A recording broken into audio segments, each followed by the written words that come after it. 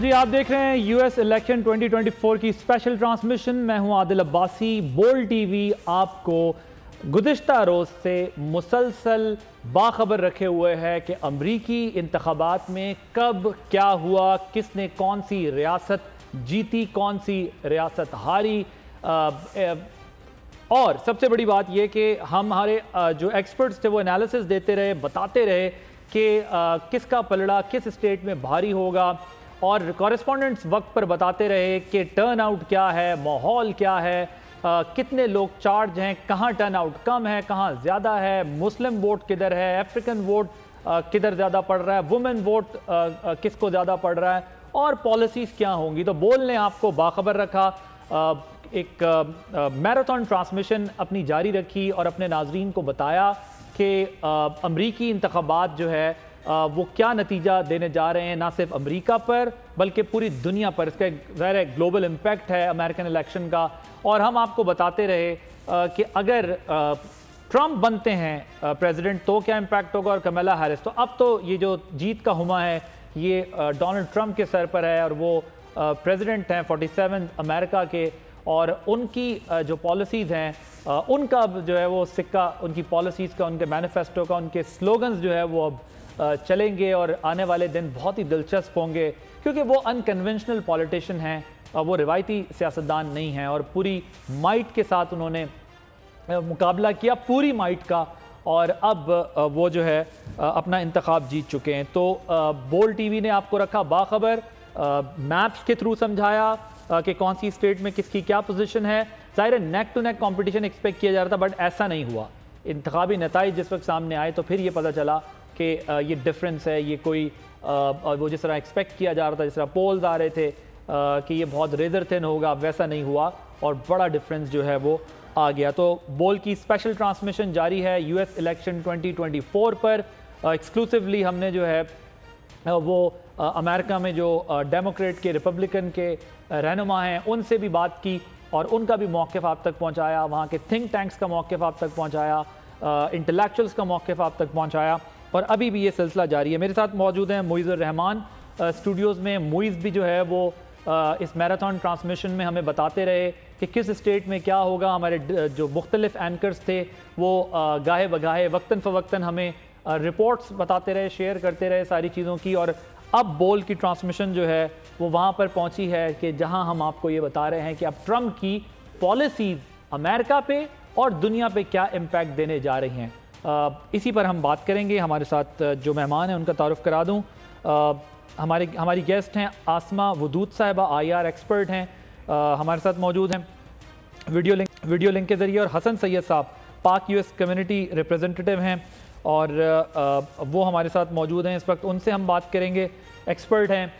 تو میں ذرا حسن صاحب آپ سے شروع کرنا چاہوں گا. مجھے یہ بتائیے گا کہ یہ جو بیٹل گراؤنڈ سٹیٹس تھیں یہ بھی ریپبلکنز نے جیتی, ٹرمپ نے جیتی, پارٹی نے بیسیکلی سویپ کر لیا ہے.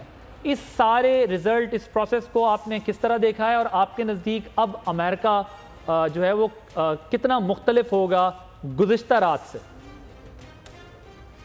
جی تھینک یو عادل. یقینی طور پر ان ایکسپیکٹڈ ہے, اور اتنا زیادہ نہیں تصور کیا جا رہا تھا کہ ٹرمپ جو ہے وہ اتنی بڑی لیڈ کے ساتھ آگے آئیں گے. انہوں نے پاپولر ووٹ بھی جیتا ہے, اور جو ان کی سیٹوں کی کاؤنٹ ہے وہ بھی آگے ہے. ابھی تک ہاؤس کا فیصلہ نہیں ہوا ہے, لیکن لگ رہا یہی ہے کہ وہ ہاؤس میں بھی اپنی برتری کو باقی رکھیں گے. دیکھیں, ایک جنگ ہے, ایک جس کو آپ کہیں ٹینشن ہے. کچھ لوگ جو پرانے زمانے کی چیزوں کو یاد رکھتے ہیں, کچھ لوگ جو پروگریس کی طرف جاتے ہیں. تو یقینی طور پر یہ کنزرویٹیوز کی جیت ہے امریکہ میں, اور اس کا جو امپیکٹ ہے وہ بہت ڈراسٹیکلی ڈفرینٹ ہوگا. ظاہر سی بات ہے کہ ہم لوگ جو پاکستان میں موجود ہیں ان کے لیے اتنا آبویس نہیں ہے یہ تمام چیزیں, لیکن امریکہ کے اندر یہ ایک بہت بڑی خبر ہے. اور ایک طرف تو ڈیموکریٹس ہیں جو اتنی بڑی اور یقینی طور پر ان بیچاروں کی افسردگی اپنی جگہ کے اوپر رہے. اب اگر میں آپ سے یہ پوچھوں کہ کیا یہ جو ٹرمپ ہیں ان کا جو نیریٹو تھا, جو ان کے سلوگنز تھے, جو ان کا ایجنڈا تھا, یہ اس کو ووٹ ملا ہے, یا ڈیموکریٹس کی بیڈ پرفارمنس کا رزلٹ ہے جو ہمارے سامنے آیا ہے. واٹ از یور ٹیک آن؟ بہت اچھا سوال ہے آپ کا عادل. میں ظاہر سی بات ہے اٹ از ٹو ارلی, ابھی بہت سارے لوگ اس کے اوپر کام کریں گے, لیکن مجھے یہ لگتا ہے کہ ڈیموکریٹ پارٹی نے اور خاص طور پہ کملا ہیرس نے جب اس کی نامینیشن ہوئی اس کے بعد سے مستقل اپرچونٹی 2 کی اپرچونٹیز مس کی, اور اس کی وجہ سے کملا ہیرس سے لوگ متاثر نہیں ہوئے اور انہوں نے اس کو جا کے ووٹ نہیں دیا. یقینی طور پہ مسلمانوں کا ووٹ ایک الگ کہانی ہے جو کہ غزہ کے ساتھ جنگ کے ساتھ وابستہ ہے, اور وہ ووٹ جو ہے ینگ جنریشن کے اندر بھی بہت زیادہ اس کی وجہ سے فرسٹریشن تھی, کیونکہ وہ ہر وقت دیکھ رہے ہیں کہ غزہ میں کیا ہو رہا ہے اور امریکن گورنمنٹ کی سپورٹ سے ہو رہا ہے. امریکن گورنمنٹ اس کے اوپر پیسے بھیج رہی ہے, اس کے اوپر اسلحہ بھیج رہی ہے, تو یہ ایک فیکٹر ہے. دوسرا فیکٹر یہ کہ کملا ہیرس کوئی اکانومی کے اوپر کوئی بہت بڑا اسٹینڈ انہوں نے سامنے وہ نہیں لے کر آئی سامنے, اور جو امریکن ڈیلی جو اسٹریس فیل کر رہے ہیں پرائسز کا, اس کا کوئی ڈائریکٹ جواب کملا ہیرس نے نہیں دیا.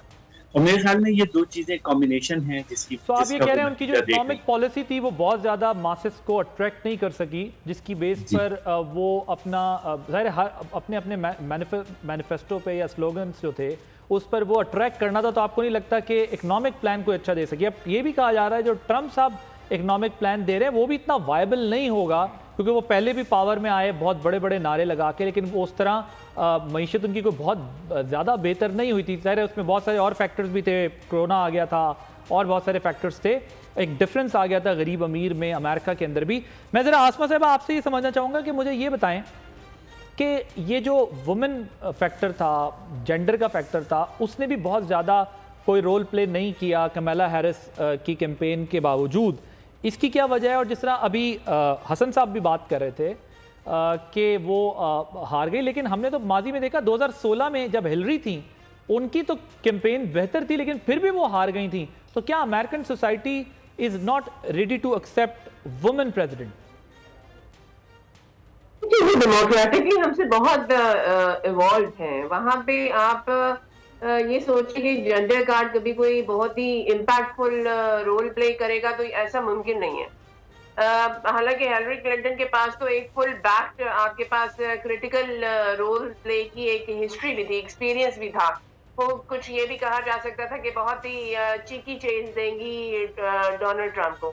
کاملا کے کیس میں جو ہمیں یہ ایک illusion دیا گیا نا کہ یہاں پہ معاملہ بہت چیکی ہے, it was never there on the ground.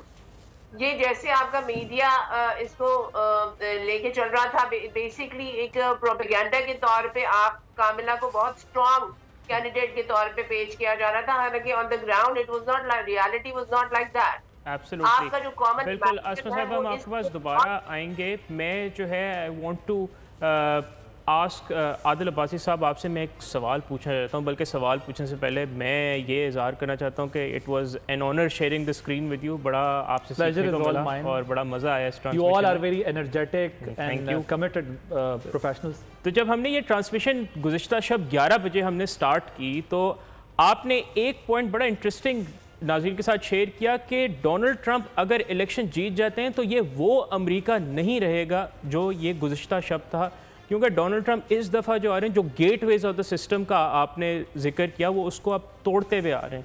تو اب آپ دیکھیں ایسی بھرپور وکٹری جہاں وہ الیکٹورل کالج جیتے, پاپولر ووٹ جیتے, ہاؤس آف ریپرزینٹیٹیو جیتے, پورا سینٹ اپنی طرف فلپ کر لیا, اور سپریم کورٹ میں آلریڈی کنزرویٹیوز کی میجورٹی ہے.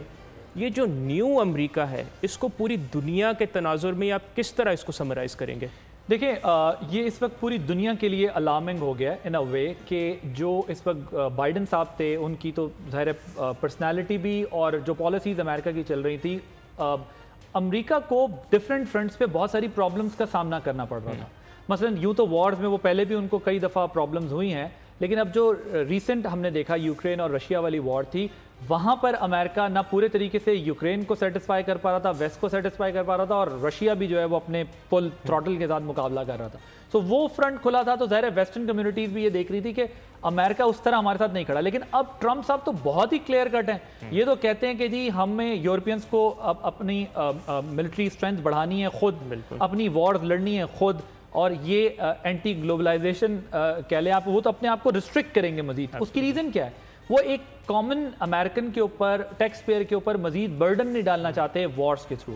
اسی طرح مڈل ایسٹ کے کیس میں بھی یہ بات ٹھیک ہے کہ انہوں نے جو ہے وہ اسرائیل کو فیور انہوں نے بھی بہت کیا ہے، لیکن وہ ساتھ میں جو ہے وہ کوشش یہی کرتے ہیں کہ وار والا مسئلہ زیادہ نہ ہو. ان کی مڈل ایسٹ کے اندر بھی پالیسی چینج ہوگی. اسی طرح چائنا کے معاملے میں بھی دیکھیں، وہ ٹیرف لگانے کی جب بات کرتے ہیں، ٹیکسس لگانے کی جب بات کرتے ہیں، تو وہ یہ بتانا چاہتے ہیں بیسکلی کہ اکنامک فرنٹ پہ ہمیں زیادہ بڑے چیلنج ہیں، کیونکہ خود بھی بزنس مین ہے، تو وہ یہی چاہتے ہیں کہ اکنامک فرنٹ پہ. لیکن دیکھیں امریکہ جیسے ملک کے لیے جس کا پوری دنیا پہ اتنا انفلوئنس ہو، وہ کنٹریز کے اندر اچھا خاصا انفلوئنس رکھتے ہیں، جہاں جہاں ان کی فوٹنگ ہے، اسٹرانگ فوٹنگ ہے، اس ملک کا ایک دم سے اسٹیپ بیک کرنا بہت ساری چیزوں سے اتنا آسان نہیں ہوگا. لیکن اگر وہ کرتے ہیں تو ظاہر ہے وہ اپنی انٹرنل ڈومیسٹک آڈینس کو تو خوش کر لیں گے، لیکن وہ جو انٹرنیشنل گرپ ہے ان کی، اس کا کیا بنے گا؟ کیونکہ چائنا ان کو پہلے ہی اکنامکلی ٹف ٹائم دے رہا ہے بزنس کے اسپیکٹ سے اگر آپ دیکھیں. لیکن اب جو ان کا بوٹس آن گراؤنڈ ہوتا ہے، یا جہاں ان کی فوٹنگز ہیں، اگر وہ وہاں سے بھی تھوڑا ریٹریٹ کرتے ہیں، یا ان کو وہاں پر بھی جو ہے وہ اپنے کچھ مشنز کو پیک کرتے ہیں، تو پھر ظاہر ہے کہ دنیا پہ ان کی گرپ شاید اس طرح نہیں رہے گی. ہاں اب آ جاتے ہیں انٹرنل امریکہ، ڈومیسٹک ایشو کیا ہوں گے. اس میں ہمارے سامنے دیکھیں جو انٹرسٹنگ بات ہے کہ وہ پہلے کہتے تھے میکسیکن میٹر پہ وال لگاؤں گا، اب تو وہ کہہ رہے ہیں کہ میں بائی فورس ڈیپورٹ کروں گا جو انلیگل امیگرینٹس ہیں سارے ان کو. اور انٹرسٹنگلی مسلم ووٹ آپ دیکھیں ان کو زیادہ پڑا ہے. آپ نے میکسیکن ووٹس کی ذکر کی، جوئش ووٹ ان کا کم ہوا ہے اس الیکشن میں، اور مسلم ووٹ ان کا بڑا ہے. پورٹو ریکن جو ووٹ ہے وہ Puerto Ricans are South Americans. Trump has actually swept through Puerto Rican counties. تو اب مجھے، حالانکہ انہوں نے وہ جو فلوٹنگ آئلینڈ کی بات کی تھی، if you remember that. سو ان کے لیے یہ بھی بڑا وہ ہوگا. تو کہنے والے اب یہ بھی کہہ رہے ہیں ایکسپرٹس وہاں پہ کہ جو اکنامک پالیسیز وہ لائے ہیں اتنا آسان بھی نہیں ہوگا. ظاہر ہے کیپنگ انٹرنیشنل انفلیشن، بزنس، اور جو اس وقت جیو اسٹریٹجک پوزیشنز ہیں کنٹریز کی، اس کی وجہ سے بھی.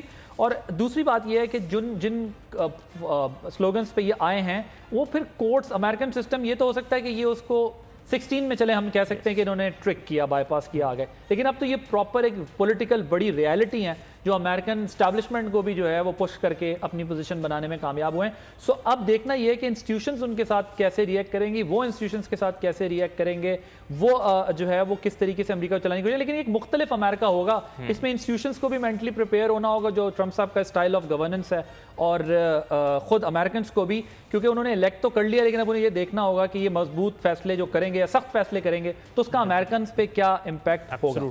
تھینک یو، آپ نے بڑا جامع تجزیہ دیا. میں اسما صاحبہ کے پاس دوبارہ جاؤں گا. آپ اپنا پوائنٹ دے دی تھی جینڈر کے حوالے سے، اگر آپ اس میں مزید کچھ ایڈ کرنا چاہیں تو آپ کر لیں. اور میں آپ سے بھی پوچھنا چاہوں گا کہ انٹرنیشنل بین الاقوامی حالات کے تناظر میں اب یہ جو ڈونلڈ ٹرمپ جو ایبسولوٹ پاور کے ساتھ آ رہے ہیں، وہ اس کے تناظر میں آپ اس کو کس طرح دیکھتی ہیں، اور پاکستان کے حوالے سے آپ کیا دیکھتی ہیں کہ اس پہ پاکستان پہ کیا اثر ہم دیکھ سکتے ہیں اس کا؟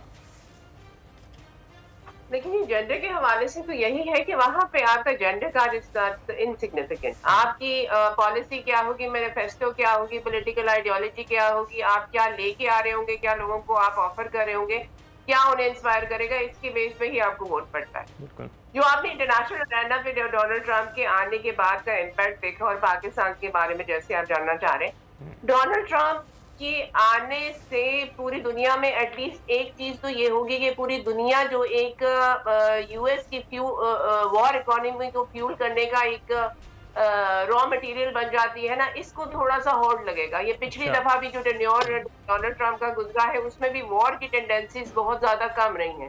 فیول اکانومی جو ان کی وار اکانومی ہے اس کو بہت زیادہ کرٹیل کرنے کی کوشش کی گئی ہے، اور طریقے سے امریکنز کو بینیفٹ پہنچانے کی کوشش کی گئی ہے، کیونکہ وار اکانومی کا ڈائریکٹ بینیفٹ آپ کے امریکنز کو تو ملتا نہیں ہے. بالکل اس کا تو ایک علیحدہ ڈائنامکس ہے، کیونکہ علیحدہ طریقے سے امریکہ اس سے گین کرتا ہے، لیکن ڈائریکٹلی اس کی امپیکٹ آپ کے امریکن کو ٹرانزیکٹ ہوتا ہے وہ نہیں ہوتا. تو اس لحاظ سے ہمیں دنیا میں ایک بہت ہی ریڈیل چینج نظر آئے گی، جیسے یوکرین کی وار ہو گئی، جیسے غزہ ہو گیا، یہ کچھ چیزیں ہیں جو پیسیفائی ہوں. پاکستان کے حوالے سے جیسے آپ جاننا چاہ رہے ہیں، پاکستان کے لیے ڈائریکٹلی ڈونلڈ ٹرمپ کیا کریں گے اس کے بارے میں تو کچھ کہا نہیں جا سکتا، کیونکہ وہ white house and Pentagon go together. اب وہ دیکھتے ہیں کہ وہ کس طریقے سے اس کو ٹیک اپ کریں گے. لیکن آپ आपके ह्यूमन राइट, ये बिल्कुल ऐसा ही ह्यूमन राइट कार्ड है जैसे हम अभी जेंडर कार्ड दे रहे थे ना, अमेरिका में चलता है human right card. Human rights is a critical thing for American and America.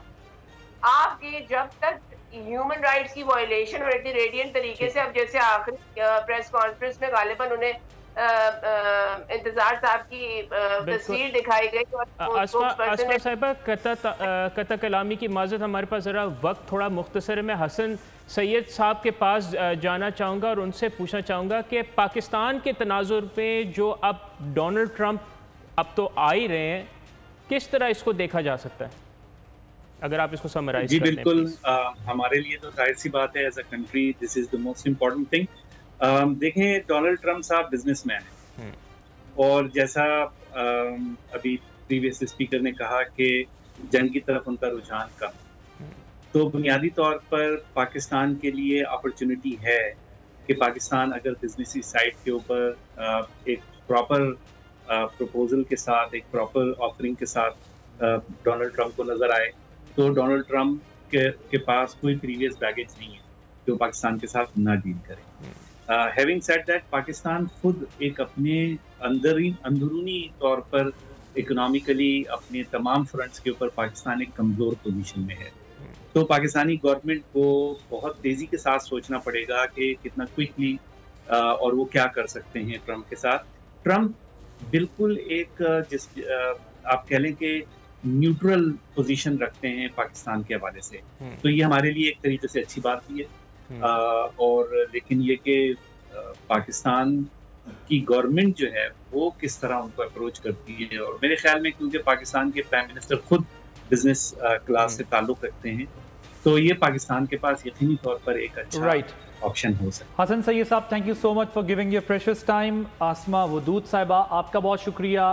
बोल न्यूज़ की ट्रांसमिशन यूएस इलेक्शन अब इख्तिताम पजीर हो रही है। हमने आपको यूएस इलेक्शन के तमाम एस्पेक्ट्स पे कवरेज दिखाई, मुख्तलिफ स्टेट्स से आपको हमारे कॉरेस्पॉन्डेंट्स ने बताया, रिपोर्ट किया, हमारे एंकर्स ने स्टूडियोज़ में बैठकर जो है वो आपको रिपोर्ट्स दी, बताया, एनालिसिस दिए कि क्या होने जा रहा है। एक एक्सक्लूसिव जो है वो ट्रांसमिशन रही है। बोल ने अपने नाजरीन को अपडेटेड रखा है, और बोल की इस ट्रांसमिशन की जो खुसूसियत जो मैं बयान करना चाहूँगा वो ये थी कि हमने सिर्फ उसको डोमेस्टिक कॉन्टेक्स्ट में नहीं देखा कि पाकिस्तान पे इसके क्या असरात होंगे या स्पेसिफिक जो है वो डिस्कशन में नहीं रहे, बल्कि हमने जो ग्लोबल इम्पैक्ट होना है अमेरिकन इलेक्शन का उस पर भी बात की, रीजन पे क्या इम्पैक्ट होना है, इसके अलावा पूरी दुनिया के ऊपर जो है वो क्या इम्पैक्ट होना है, उस तमाम एस्पेक्ट्स को जो है वो कवर किया। और जो हमारी क्रू टीम थी, कैमरा टीम थी, प्रोडक्शन टीम थी, हमारी जो बोल की मैनेजमेंट से लेके जितना स्टाफ था, सब ने दिन रात एक कर जो है they work really hard to make it possible, और एक ज़बरदस्त ट्रांसमिशन, मैराथन ट्रांसमिशन आप लोगों तक पहुंचाई। आदिल अब्बासी, मुइज़ुर रहमान आपसे इजाज़त चाहते हैं। अपना फीडबैक बोल को ज़रूर दीजिएगा। अल्लाह हाफ़िज़।